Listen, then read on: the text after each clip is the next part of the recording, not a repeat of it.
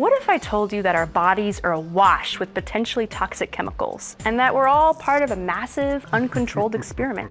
Okay, yeah, let's have a collective eye roll here because it's not that bad. But still, the chemicals. Activities as innocuous as wearing a rain jacket, crawling on a rug that's waterproof, even drinking tap water, they all leave a chemical burden in our bodies, one that scientists are scrambling to understand. Here in North Carolina, we've been reacting to our own chemical drama.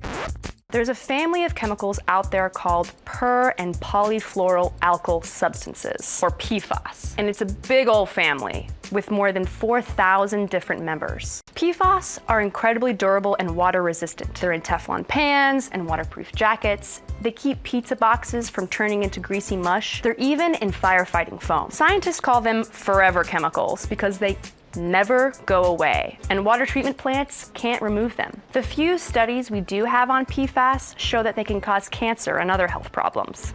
Residents of the Wilmington area found out their drinking water was contaminated by a newer member of the PFAS family, Gen X. Good name, right? According to reporting from the Wilmington Star News, a company called Chemours had been dumping a whole slew of chemicals into the Cape Fear River for decades. So what can Gen X and other PFAS do to us? Scientists at NC State are studying this now, but really we don't know. Yep.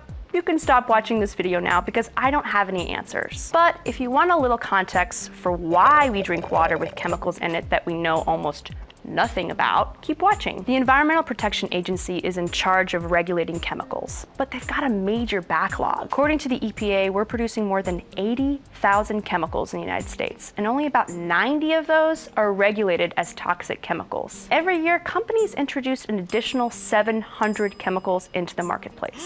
Scary, right? To be fair, not every chemical is going to make us have two-headed babies.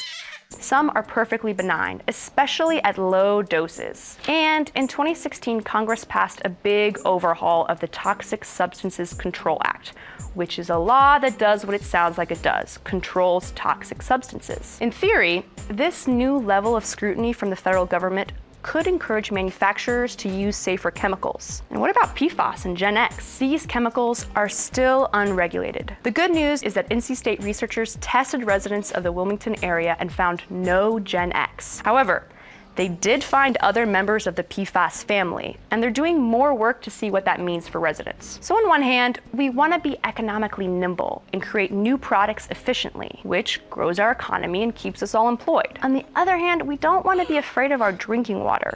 How do we balance these two priorities? We want to hear from you about this. Let us know what you think in the comments below. And to keep up with the science happening in North Carolina, subscribe to our YouTube channel.